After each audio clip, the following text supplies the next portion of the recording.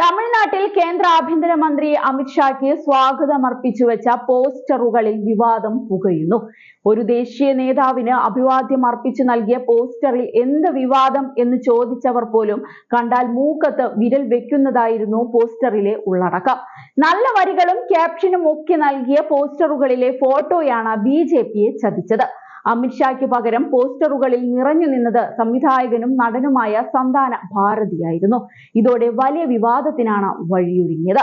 പോസ്റ്ററിൽ ചിത്രങ്ങൾ വൈറലായതോടെ DMK അടക്കമുള്ള കക്ഷികൾ പരിഹാസവുമായി രംഗത്തെത്തി. റാണിപേട്ടിലും ആരക്കോണത്തും കേന്ദ്ര ആഭ്യന്തരമന്ത്രി അമിത്ഷായെ സ്വാഗതം ചെയ്യുന്നതിനായി പതിച്ച പോസ്റ്ററുകളുടെ പേരിലാണ് BJP പുലിവാല് പിടിച്ചിരിക്കുന്നത്.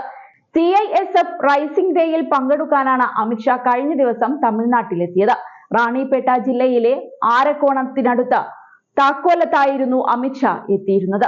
ഇതിനോടനുബന്ധിച്ചാണ് വിവിധ പ്രദേശങ്ങളിൽ അദ്ദേഹത്തിനെ സ്വാഗതം ചെയ്ത് വ്യാപകമായി പോസ്റ്റർ പതിപ്പിച്ചത്. വർത്തമാനകാല ഇന്ത്യയുടെ ഉരുക്കു മനുഷ്യൻ എന്നായിരുന്നു പോസ്റ്ററിൽ അമിത്ഷായ്ക്ക് നൽകിയ വിശേഷണം എന്നതാണ് ശ്രദ്ധേയമായ മറ്റൊരു കാര്യം. BJP സംസ്ഥാന എക്സിക്യൂട്ടീവ് അംഗം അരുൾമൊഴിയുടെ പേരും പോസ്റ്ററിൽ ഉണ്ടായിരുന്നു. ഒന്നിലധികം പോസ്റ്ററുകളിൽ സന്താന ഭാരതിയുടെ ചിത്രമാണ് നൽകിയിരുന്നത്. കാഴ്ചയിൽ ഇരുവർക്കും ഇടയിലെ സാമ്യമായിരിക്കാം അബദ്ധം പിണയാൻ കാരണമെന്നാണ് വിലയിരുത്തൽ. സംഭവം വിവാദമായതോടെ വിഷയത്തിൽ പ്രതികരണവുമായി BJP നേതാവ് തന്നെ രംഗത്തു വന്നു. വിവാദമായ പോസ്റ്റർ തന്റെ അറിവോടെ സ്ഥാപിച്ചതല്ലെന്നും തനിക്ക് ഇക്കാര്യത്തിൽ ഉത്തരവാദിത്തമില്ലെന്നുമാണ് അരുൾമൊഴി പറയുന്നത്. BJPയെ നാണം കെടുത്താനുള്ള ഗൂഢാലോചനയുടെ ഭാഗമായി എതിരാളികൾ ചെയ്ത കാര്യമാണ് ഇതെന്നുമാണ് അരുൾമൊഴിയുടെ വാദം. മാത്രമല്ല, പ്രിന്റ് ചെയ്ത പ്രസിന്റെ പേര് ഇതിലില്ലെന്നും അവർ ചൂണ്ടിക്കാട്ടി. വിഷയവുമായി ബന്ധപ്പെട്ട് BJP തന്നെ പോലീസിൽ പരാതി നൽകിയിട്ടുണ്ടെന്നാണ് ഏറ്റവും ഒടുവിൽ ലഭ്യമായ വിവരം. എന്നാൽ വിഷയം വലിയ രീതിയിൽ ഏറ്റെടുത്തിരിക്കുകയാണ് DMK അടക്കമുള്ള കക്ഷികൾ. BJP പ്രവർത്തകർ അമിത്ഷായും സന്താന ഭാരതിയും തമ്മിലുള്ള വ്യത്യാസം എപ്പോഴാണ് മനസ്സിലാക്കുക എന്നതായിരുന്നു DMK ഉന്നയിച്ച ചോദ്യം. അതേസമയം ഹിന്ദി ഭാഷാ വിവാദത്തിൽ തമിഴ്നാട് സർക്കാരും കേന്ദ്ര സർക്കാരും തമ്മിലുള്ള പോര് മാറ്റമില്ലാതെ തന്നെ മുറുകുകയാണ്.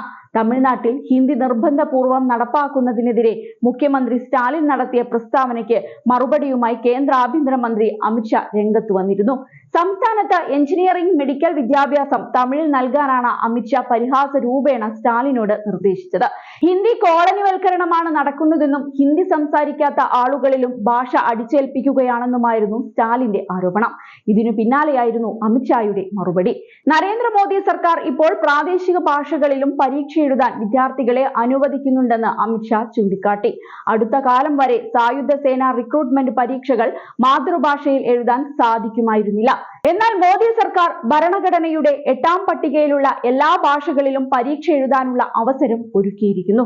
തമിഴ്നാട്ടിലെ മെഡിക്കൽ എഞ്ചിനീയറിംഗ് വിദ്യാഭ്യാസത്തിന് തമിഴിൽ പാഠ്യപദ്ധതി ഒരുക്കണമെന്ന് മുഖ്യമന്ത്രിയോട് നിർദ്ദേശിക്കുകയാണ്.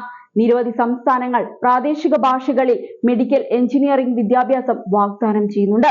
തമിഴ്നാട് മുഖ്യമന്ത്രി MK സ്റ്റാലിനും ഈ മാതൃക പിന്തുടർന്ന തമിഴ് മാധ്യമത്തിൽ മെഡിക്കൽ എഞ്ചിനീയറിംഗ് കോഴ്സുകൾ ആരംഭിക്കണം. കഴിഞ്ഞ 2 വർഷമായി ഞാൻ ഇത് ആവശ്യപ്പെടുന്നുണ്ടെങ്കിലും ഫലമുണ്ടായില്ല. ഇനി അദ്ദേഹം തീർച്ചയായും എന്തെങ്കിലും ചെയ്യുമെന്ന് ഞാൻ പ്രതീക്ഷിക്കുന്നുവെന്നായിരുന്നു അമിത്ഷാ പറഞ്ഞത്. രാജ്യത്തെ വിദ്യാലയങ്ങളിൽ ഹിന്ദി ഭാഷ പഠിപ്പിക്കണമെന്ന ദേശീയ വിദ്യാഭ്യാസ നയത്തിലെ നിർദ്ദേശത്തിനെതിരെ തമിഴ്നാട്ടിൽ DMKയുടെ നേതൃത്വത്തിൽ വലിയ പ്രതിഷേധമാണ് ഇപ്പോഴും ഉയരുന്നത്.